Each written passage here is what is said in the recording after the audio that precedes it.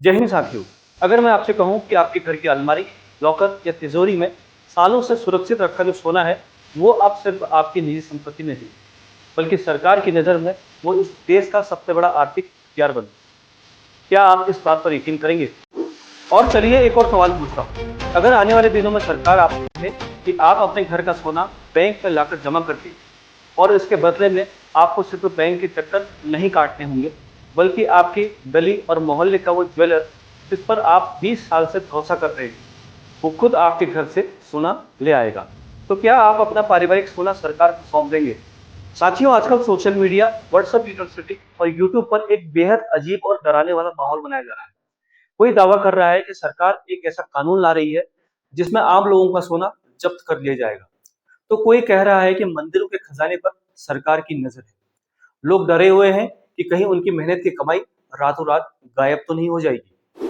साथियों, हमारे चैनल का मकसद है आपको अफवाहों से बचाना, सीधी, सच्ची और फैक्ट पर आधारित जानकारी आपको देना। आज की इस वीडियो में हम पूरे इस विवाद को समझेंगे और आखिर में समझेंगे कि गोल्ड मोनेटाइजेशन पॉलिसी क्या है, सरकार इसे नए अवतार में क्यों लाना चाहती है, पिछली बार ये योजना सुपर फ्लॉप क्यों रही और इस बार ज्वेलर्स को भी इस खेल में शामिल क्यों किया जा रहा है।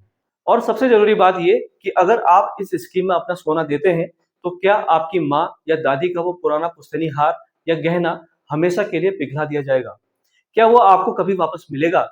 वीडियो को एंड तक जरूर देखिएगा, क्योंकि आखिर में मैं आपको दूध का दूध और पानी का पानी करके बताऊंगा कि अभी कानून क्या तय हुआ है और क्या सिर्फ ये एक हवाई प्रस्ताव है। कहानी को समझने के लिए सबसे पहले हमें आंकड़ों की गहराई में उतरना होगा। एक ऐसा सच जो आपको हैरान कर देगा। हम सब जानते हैं कि भारत दुनिया का सबसे बड़ा गोल्ड कंज्यूमर है, यानी कि सोने का खपत करने वाला देश है। लेकिन क्या आप जानते हैं भारतीय परिवारों के पास कुल मिलाकर कितना सोना है? अलग अलग अंतर्राष्ट्रीय और सरकारी अनुमानों के मुताबिक भारतीय घरों और मंदिरों में लगभग 25,000 टन से भी ज्यादा सोना मौजूद है। अब जरा इस आंकड़े की ताकत को समझिए। साथियों, अगर हम दुनिया के सबसे अमीर देशों के केंद्रीय बैंक यानी कि सेंट्रल बैंक के गोल्ड रिजर्व से इसकी तुलना करें, तो आपको अंतर जमीन और आसमान का दिखाई देगा। अमेरिका यानी कि यूएस फेडरल रिजर्व के पास 8,000 टन सोना, जर्मनी के पास 3,300 टन सोना और आरबीआई यानी कि भारतीय रिजर्व बैंक के पास 880 टन सोना और भारतीय परिवारों यानी कि आम जनता के पास 25,000 प्लस टन सोना मौजूद है। यानी कि अमेरिकी सरकार के पास जितना सोना है, उससे 3 गुना से भी ज्यादा सोना हमारे और आपके घरों की तिजोरियों में बंद है। हमारे देश के रिजर्व बैंक यानी कि आरबीआई के पास जितना सोना है, उससे करीब 28 गुना ज्यादा सोना भारतीय महिलाओं के पास गहनों के रूप में है। इससे अगर आज की मार्केट वैल्यू में आंका जाए, तो यह खरबों डॉलर की संपत्ति है साथियों। अब यहाँ आपके दिमाग में एक सवाल आ रहा होगा साथियों, कि भाई जब भारत के अंदर ही पहले से 25,000 टन सोना मौजूद है, तो फिर हर साल हम और हमारी सरकार विदेशों से हजारों लाखों करोड़ रुपए का सोना क्यों खरीदती है? हम हर साल गोल्ड इंपोर्ट क्यों करते हैं? यहीं से इस पूरी स्कीम की असली पटकथा शुरू होती है साथियों। दिक्कत यह है कि हमारे घरों की अलमारी या लॉकर में रखा जो सोना है, वो अर्थशास्त्र यानी कि इकोनॉमिक्स की भाषा में उसको डेट एसेट्स कहते हैं, यानी कि निष्क्रिय संपत्ति कहा जाता है। वो तिजोरी में रखा रखा देश की जीडीपी या आर्थिक गतिविधियों में उसका कोई योगदान नहीं होता है, बस वो वहां सुरक्षित पड़ा रहता है। दूसरी तरफ भारत में शादियों का सीजन जब आता है, त्योहार आते ही ज्वेलरी की मांग आसमान छूने लगती है। इस मांग को पूरा करने के लिए हमारे सराफा बाजार के पास नया सोना नहीं होता। नतीजन भारत को हर साल स्विट्जरलैंड, यूएई और अन्य देशों से भारी मात्रा में सोना इंपोर्ट करना पड़ता है। अब जब हम विदेशों से सोना खरीदते हैं, तो हमें भुगतान डॉलर में करना पड़ता है। इससे देश की विदेशी मुद्रा भंडार यानी कि फॉरेन एक्सचेंज रिजर्व कम होता है, देश का इंपोर्ट बिल बढ़ता है और इसका सीधा असर हमारे ट्रेड डिफिसिट यानी कि व्यापार घाटा और करंट अकाउंट डिफिसिट पर पड़ता है। सीधे शब्दों में कहें तो देश का पैसा बाहर चले जाता है। इसी बात को ध्यान में रखकर देश के प्रधानमंत्री नरेंद्र मोदी ने देशवासियों से अपील की थी कि वो पारंपरिक रूप से फिजिकल गोल्ड यानी कि ठोस सोना खरीदने के बजाय सॉवरेन बॉन्ड या डिजिटल गोल्ड में निवेश करें, ताकि देश का पैसा बाहर न जाए। इसी समस्या का तोड़ निकालने के लिए सरकार ने साल 2015 में एक मास्टर प्लान तैयार किया, जिसका नाम रखा गया गोल्ड मोनेटाइजेशन स्कीम यानी कि जीएमएस। मकसद बहुत साफ था, विदेशों से सोना मंगाना बंद करो और जो सोना देश के अंदर घरों में बेकार पड़ा है, उसे रोटेशन में लाओ। कागज पर यह स्कीम किसी वरदान जैसी लगती थी। सरकार ने कहा, आप अपना सोना बैंक में जमा कर दीजिए, हम उसकी सुरक्षा की गारंटी लेंगे और साथ ही आपको उस सोने पर हर साल 2.5% तक का ब्याज यानी कि इंटरेस्ट भी देंगे। यानी सोना भी सुरक्षित और घर बैठे बैठे कमाई भी।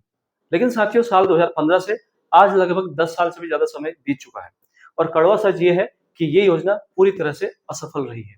सरकार को उम्मीद थी कि टनों सोना बाहर आएगा, लेकिन जमा हुआ मुट्ठी भर। आखिर ऐसा क्यों हुआ कि हमारे देश के लोगों ने सरकार को अपना सोना नहीं दिया? इसके पीछे 3 बहुत बड़े कारण थे साथियों। पहला कारण था सोने के साथ जुड़ा भावनात्मक रिश्ता, यानी कि इमोशनल वैल्यू। भारत में सोना सिर्फ एक निवेश या मेटल नहीं है, ये हमारी संस्कृति और भावनाओं का हिस्सा है। किसी के पास उसकी माँ की शादी का हार है, किसी के पास दादी की आखिरी निशानी के रूप में दी गई चूड़ियां हैं, तो किसी के पास पीढ़ियों पुरानी विरासत है। लोग सोने के वजन से ज्यादा उसमें बसी यादों से प्यार करते हैं। दूसरा है पिघलने का डर, यानी कि दी मेल्टिंग प्रोसेस। जब आप इस स्कीम के तहत सोने में अपनी ज्वेलरी लेकर जाते हैं, तो बैंक उसकी शुद्धता जांचने के लिए सीपीटीसी यानी कि collection and purity testing centre भेजता है। वहां आपकी उस खूबसूरत ज्वेलरी को भट्टी में डालकर पिघला दिया जाता है, ताकि सोने का सही वजन पता चले। अब आप खुद सोचिए कि क्या कोई भारतीय महिला अपनी माँ की शादी के ऐतिहासिक हार को सिर्फ 2 से 2.5% ब्याज के लिए भट्टी में पिघलते हुए देखना बर्दाश्त करेगी? बिल्कुल नहीं। यहाँ पर आकर लोग अपने कदम पीछे खींच लेते। इसका तीसरा कारण था वही गहना वापस न मिलना। योजना का नियम कहता है कि जब आपकी पॉलिसी मैच्योर होगी, यानी कि 5 या 7 साल के बाद, तो आपको आपकी वो पुरानी ज्वेलरी वापस नहीं मिलेगी। आपको या तो उस समय के सोने के भाव के बराबर कैश पैसा मिलेगा, या फिर शुद्ध सोने के नए बिस्किट या सिक्के मिलेंगे। यानी वो पारिवारिक निशानी हमेशा के लिए खत्म। जब सरकार को समझ आ गया कि बैंक के ठंडे और कागजी माहौल में भारतीय लोग अपना सोना नहीं सौंपेंगे, तो अब रणनीति में एक बहुत बड़ा फेरबदल करने की तैयारी चल रही है। हालिया मीडिया रिपोर्ट्स और आर्थिक गलियारों से खबर आ रही है कि सरकार अब इस योजना में ज्वेलर्स को भी सीधे तौर पर जोड़ने का प्रस्ताव लेकर आ रही है। आइए समझते हैं कि इस मास्टर स्ट्रोक के पीछे सरकार की क्या सोच है। पहला है भरोसे का फैक्टर, यानी कि द ट्रस्ट फैक्टर। भारत में हर परिवार का एक तय ज्वेलर होता है। फलाने ज्वेलर जहां से दादाजी ने भी सोना खरीदा था, पिताजी ने भी, और बच्चों की शादी का भी वहीं से आ रहा है। एक आम भारतीय को बैंक मैनेजर से ज्यादा अपने पुराने पुश्तैनी ज्वेलर पर भरोसा होता है। सरकार चाहती है कि लोग सीधे इन रजिस्टर्ड ज्वेलर के पास जाएं और अपना सोना जमा करें। दूसरा है इंडस्ट्री की सीधी मदद। अगर आपके स्थानीय ज्वेलर के पास ही लोग सोना जमा करने लगेंगे, तो उस ज्वेलर को अपनी दुकान चलाने के लिए या नए गहने बनाने के लिए बाहर से या बैंक से महंगा सोना उधार लेने की जरूरत नहीं पड़ेगी। वो उसी सोने को रिसाइकिल कर सकेगा। तीसरा है प्रोसेस का आसान होना। बैंकों में लंबी कागजी कार्रवाई और टेक्निकल पेचीदगियां होती हैं, जबकि ज्वेलर्स के यहाँ सोने की जांच, जैसे कैरेट मीटर से जांच और मूल्यांकन, बहुत तेजी से और ग्राहक के सामने हो सकता है। साथियों, यहाँ पर एक ध्यान देने वाली बात यह है कि ये अभी एक प्रस्ताव यानी कि प्रपोजल है। सरकार इसके तौर तरीकों पर नीति आयोग, आरबीआई और देश के बड़े सराफा संगठनों के साथ चर्चा कर रही है। इसे अभी आधिकारिक तौर पर पूरे देश में नए नियम के साथ लागू नहीं किया गया है। अब आते हैं इस वीडियो के सबसे संवेदनशील हिस्से पर, जिसका जवाब जानने के लिए आप बेसब्री से इंतजार कर रहे हैं। जो सोशल मीडिया पर दावा किया जा रहा है कि सरकार जबरन घरों और मंदिरों का सोना उठा ले जाएगी। इसकी सच्चाई क्या है? मैं आपको बहुत साफ और कड़े शब्दों में बता दूं कि ये दावा 100% फर्जी और अफवाह है। इसके पीछे 2 कानूनी और व्यवहारिक कारण समझ लीजिए। ये स्कीम पूरी तरह से स्वैच्छिक यानी कि वॉलंटरी है। गोल्ड मोनेटाइजेशन स्कीम कोई टैक्स रेट या जब्ती कानून नहीं है। ये एक निवेश की योजना है, ठीक वैसे ही जैसे आप बैंक में एफडी यानी कि फिक्स डिपॉजिट करते हैं या फिर म्यूचुअल फंड खरीदते हैं। अगर आपकी इच्छा है तभी आप अपना सोना दीजिए, सरकार किसी को मजबूर इसके लिए नहीं कर सकती है। विरासत पर कोई खतरा नहीं। भारत में घरों में स्त्रीधन यानी कि शादी में मिला सोना को लेकर कानूनन बहुत स्पष्ट छूट और सुरक्षा मिली हुई है। सरकार का मकसद आपकी संपत्ति जब्त करना नहीं है, बल्कि मार्केट में सोने की लिक्विडिटी यानी कि तरलता बढ़ाना है। इसलिए किसी भी व्हाट्सएप मैसेज या भड़काऊ वीडियो को देखकर पैनिक या घबराए नहीं।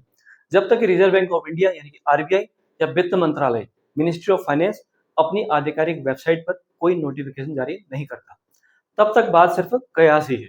तो इस पूरी कहानी का निचोड़ क्या है?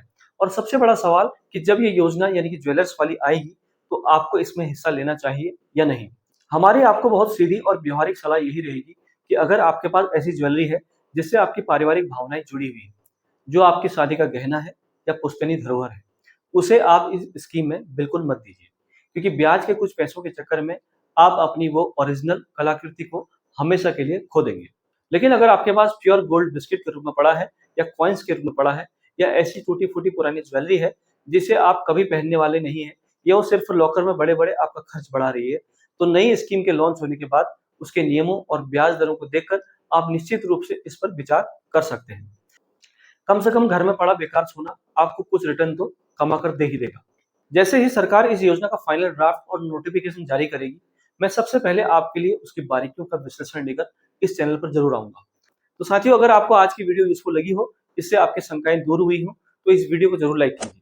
अपने परिवार के ग्रुप्स में रिश्तेदारों के साथ इसे शेयर जरूर कीजिए, क्योंकि सोने से जुड़ी अफवाहें हमारे देश में बहुत जल्दी डर पैदा कर देती है और सही जानकारी ही सबसे बड़ा बचाव है। चैनल को सब्सक्राइब कर लीजिए ताकि ऐसे ही रिसर्च बेस्ड और सच्ची वीडियो आपको मिलती रहे। मिलते हैं अगली वीडियो में एक नए टॉपिक के साथ। तब तक के लिए जय हिंद, धन्यवाद।